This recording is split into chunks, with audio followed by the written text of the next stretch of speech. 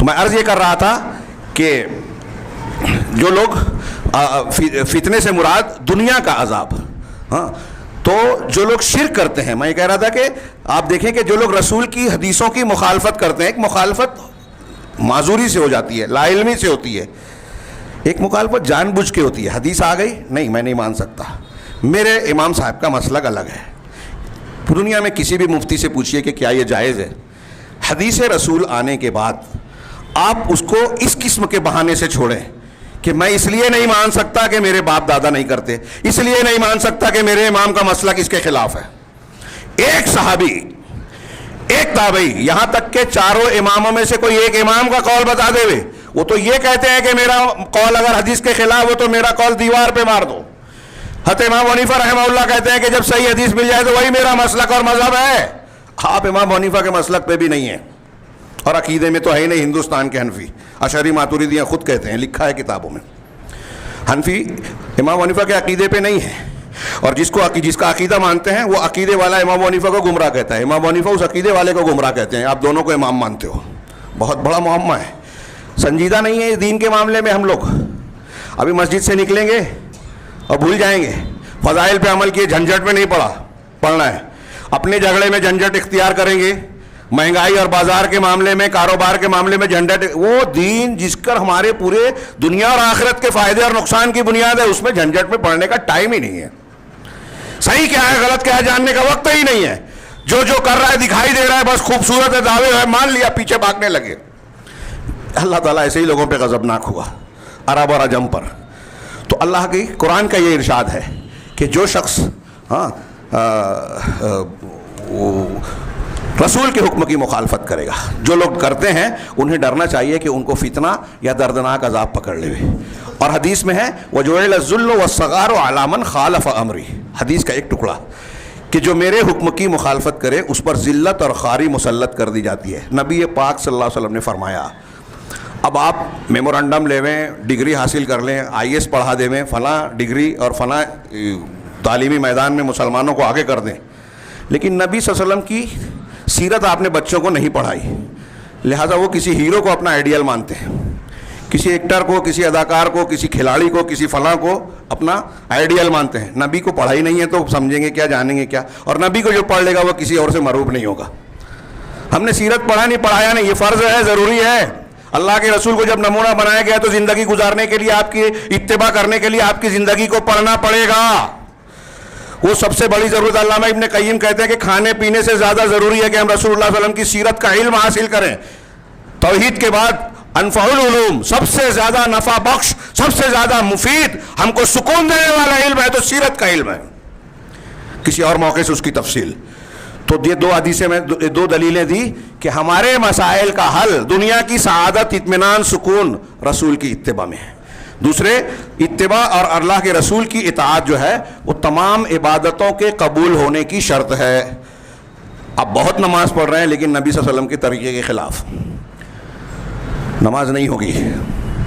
اس میں فتویٰ ابھی ہمارے عام آدمی دینے کہ ایک سنت کی مخالفت ہوئی، کیا وجہ ہے، کیا تفصیل ہے. یہ ایک عمومی قاعدے کی بات ہے کہ جانتے بوجھتے آپ دوسری نماز اگر پڑھ رہے ہو تو قبول نہیں ہوگی. اب ہم فتویٰ دیتے نہ پھریں لوگوں کو، اس میں تفصیل ہے اور یہ علمی بات ہے. میں سمجھتا ہوں بہت سے لوگوں کی سمجھ میں نہیں آئے گی کیسے مولانا ایسا بول رہے ہیں.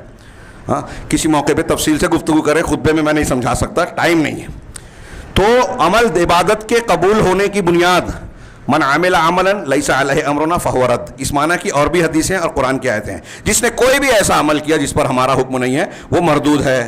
ہاں، امام حسن بصری کہتے ہیں کہ کوئی قول عمل کے بغیر صحیح نہیں ہو سکتا، اور قول و عمل نہیں صحیح ہو سکتا مگر نیت کے ساتھ، اور نیت قول عمل نہیں ہو سکتا مگر نبی صلی اللہ علیہ وسلم کی اتباع کے بغیر، اللہ کے نبی صلی اللہ علیہ وسلم کی سنت کے بغیر. ساری چیزیں سنت کے ساتھ درست ہوگی. اخلاص اور یہ اتباع، یہ دو چیزیں بہت ضروری ہے. آج ہمارے یہاں یہی دونوں جو ہیں سب سے زیادہ گمراہی کا شکار ہیں. دین کا کام کر رہے ہیں، ذمہ دار بنے ہیں، دین کے ٹھیکیدار بنے ہیں، اخلاص نہیں ہے، منہج سے لوگ پھر رہے ہیں. آج مسلم نوجوانوں کی جو گمراہی ہے کہیں خبر آتی ہے قادیانی ہو گئے, کہیں خبر آتی ہے مرتد ہو گئے, کہیں خبر آتی ہے کہ مسلمانوں کو اسلام پر اعتراض کرنے والے یہی ہیں. کورٹ میں یہی لوگ جو ہے آلہ بنائے جاتے ہیں کہ اسلامی احکام کے خلاف جو ہے پٹیشن داخل کریں. مسلم عورت کو جو ہے جج کو استعمال کیا گیا ہے کہ وہ حجاب کے خلاف کرناٹک میں فیصلہ دے. مسلمانوں کو استعمال کیا جاتا ہے, مسلمانوں کو انکار حدیث پر اکسانے کے لیے مسلمانوں کو لانچ کیا جاتا ہے.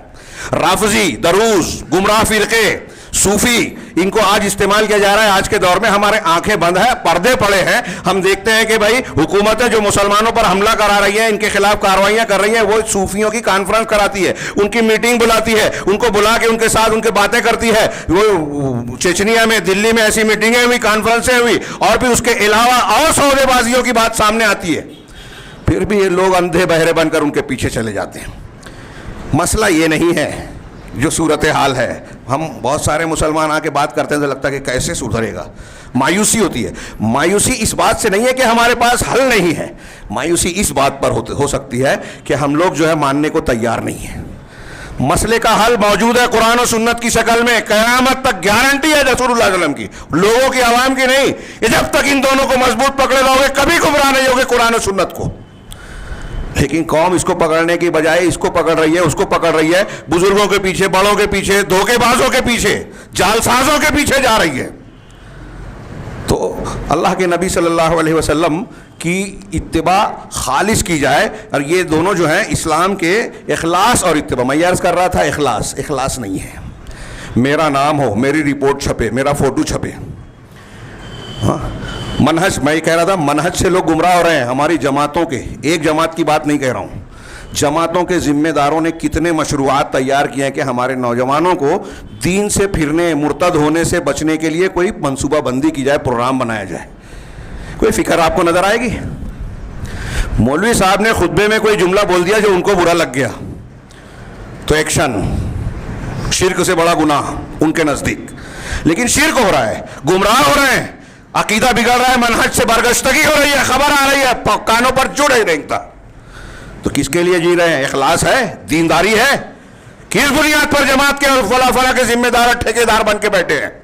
نہیں, حق ہے, نالائق ہیں یہ. لیکن میں جمہوریت کی بنیاد پہ یہ نہیں کہتا زندہ باد مرد آباد کا, اس میں ہم سب ذمہ دار ہیں, ہم میں سے بھی کسی پر جو نہیں رینگتی.